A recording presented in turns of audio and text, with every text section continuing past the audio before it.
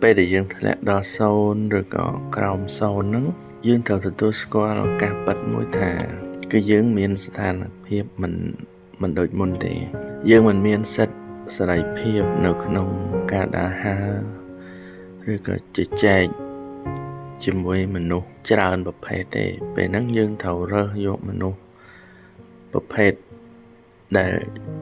ចេះអាណិតនិងយល់ចិត្តយើងចេះជួយជុំជ្រែងយើងហើយគាត់មានជំនឿចិត្តលើយើងហើយមនុស្សដែលគេមានជំនឿចិត្តនិងចេះជុំជ្រែងមនុស្សប្រភេទដែលយើងធ្លាក់ដល់0ឬក្រោម0នោះគឺជាមនុស្សដែលមានអំបូរដូចយើងនឹងបានន័យថាជាមនុស្សដែលធ្លាប់ក្រធ្លាប់លំបាកហើយគាត់ព្យាយាមតស៊ូហើយគាត់មានអារម្មណ៍វិជ្ជមានជាងទោះបីជាគាត់មិនបានជួយជាលុយកាក់អីក៏គាត់មិនស្អប់ខ្ពើមយើងគាត់តែងតែលើកទឹកចិត្តថាធម្មតាមនុស្សគឺតែងតែអញ្ចឹងហើយខ្ញុំពីមុនក៏អញ្ចឹងដែរតែដោយសារតែខ្ញុំបានព្យាយាមមកឥឡូវខ្ញុំក្រោកឡើងបានហើយក៏មានជីវភាពល្អដល់រាល់ថ្ងៃហ្នឹងហើយអ្នកផ្សេងទៀតអ្នកមានផ្សេងទៀតហ្នឹងគឺដូចគ្នាអញ្ចឹងគាត់នឹងនិយាយអញ្ចឹងប្រាប់យើងហើយអ្វីដែលភាពចាំបាច់ជាងគេរបស់យើងហ្នឹងគឺធ្វើម៉េចឲ្យគ្រួសាររបស់យើងហ្នឹងជាគូស្វាមីភរិយាហ្នឹងយើងមានចិត្តស្មើគ្នាចេះជួយយកអាសាគ្នាជួយប្រឹងទាំងអស់គ្នាហើយចេះលើកទឹកចិត្តគ្នាកុំបន្ទោសគ្នាហើយពេលហ្នឹងយើងត្រូវមើលអំពីច្បាប់អតិភិបឬក៏បំរាមអតិភិបឬក៏បំរាមហ្នឹងបានន័យថាបានន័យថានៅពេលដែលយើងធ្លាក់ដល់ចំណុច0ឬក៏ក្រោម0ហ្នឹងគឺបានន័យថាជាពេលវេលាដែលយើងលែងដាក់ហើយជាពេលវេលាដែលយើងនៅក្នុងតម្រានៃជីវិតរបស់យើងហ្នឹងគឺវាមានលេខដាក់វាមាន2ឆ្នាំ3ឆ្នាំ5ឆ្នាំអញ្ចឹងទៅអញ្ចឹងពេលវេលាលេខដាក់ហ្នឹងជាពេលវេលាដែលមនុស្សយើងត្រូវសកមនុស្សយើងដូចបើសត្វដូចគេថាសកសម្បកចាស់បដូរសម្បកថ្មីអញ្ចឹងវាខ្សោយណាស់ទាំងកម្លាំងចិត្តទាំងកម្លាំងកាយអញ្ចឹងវាត្រូវការថែទាំការលើកទឹកចិត្តអញ្ចឹងអ្វីដែលយើងសួយអ្វីដែលយើងធ្វើទៅមិនកាក់កបយើងកុំធ្វើអញ្ចឹងយើងធ្វើតែសិទ្ធិអតិភិបហ្នឹងវាមានឧទាហរណ៍ថាមុខរបរដើមរបស់យើងណាមួយដែលមានមនុស្សគេស្រឡាញ់ចូលចិត្តរាប់អានយើងច្រើនហ្នឹងគឺយើងទៅធ្វើនឹងទៅបានន័យថាវាមានបងប្អូនអតីតឬក៏បងប្អូនឧបនិស្ស័យនឹងដែលពួកគេនឹងជួយយឹតយងយើងឯចំណែកអ្នកខ្លះដែលជាអតីតហ្នឹងវាមិនសូវត្រូវគ្នាឬក៏អំបូរមនុស្សខុសគ្នាហ្នឹងគឺយើងកុំទៅចិត្តគេកុំទៅរៀបរាប់រាយរាប់អីគេអីហ្នឹងគឺមិនបាច់ទៅនិយាយទេព្រោះពពួកហ្នឹងវាជាពពួកផ្ទុយពីយើងអញ្ចឹងពពួកផ្ទុយពីយើងហ្នឹងវាគេហៅថាមនុស្សចិត្តអកុសលធម៌ផងហើយគ្រប់គ្រងទៅដោយព្រលឹងវិញ្ញាណអកុសលធម៌បានន័យថាវាមនុស្សហ្នឹងក៏អាក្រក់មានអ្នកថែរក្សាអ្នកអីហ្នឹងក៏វាអាក្រក់ដូចគ្នាអញ្ចឹងវាផ្ទុយពីយើងអំបូរខាងកូនចៅព្រះហ្នឹងអញ្ចឹងយើងកុំទៅចិត្តគេយើងកុំទៅរាយរាប់ទៅកាត់សាញអីផឹកជាមួយគេហ្នឹងគឺមិនបាច់ទេហើយយើងព្យាយាមយករកពុទ្ធពធជាទីពឹងទីរលឹកដើម្បីឲ្យលោកជួយលើកនៅកម្លាំងបុណ្យឲ្យយើងហើយយើងវែកចិត្តយើងឲ្យថ្លាមើលគឺឱកាសអញ្ចឹងកាលណាយើងទៅ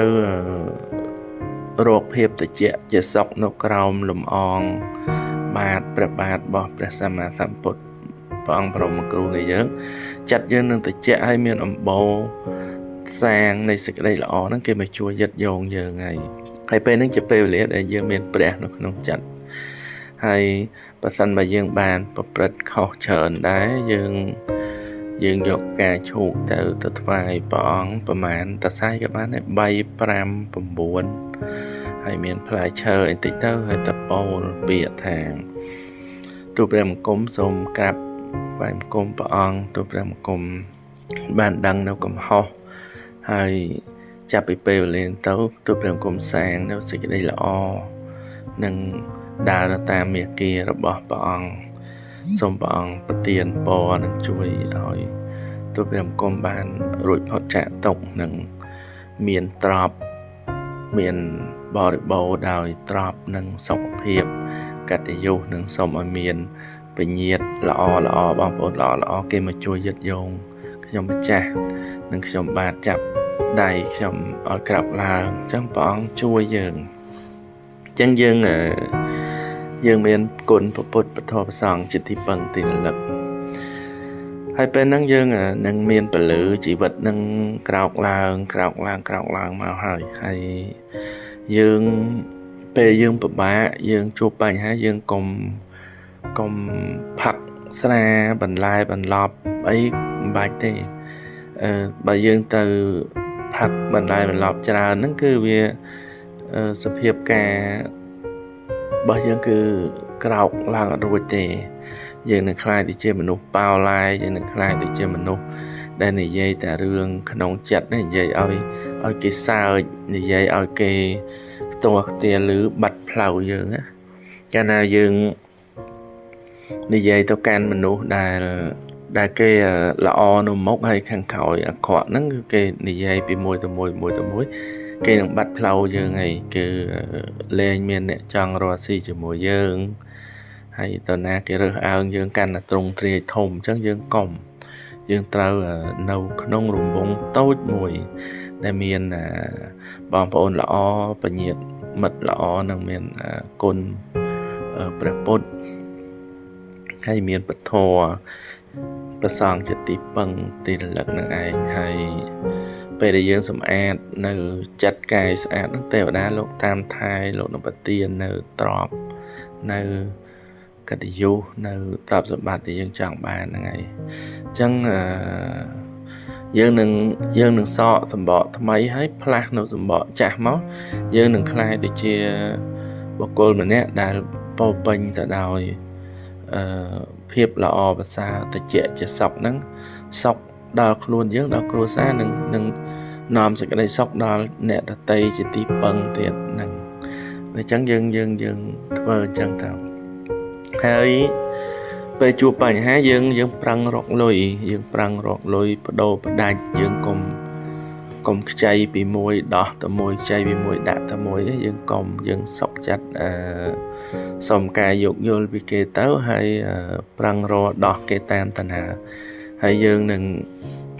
ប្រើបញ្ញាហិរញ្ញវត្ថុឲ្យខ្លាំងដើម្បីក្រោកឡើងបាននឹងអរគុណច្រើនបងប្អូន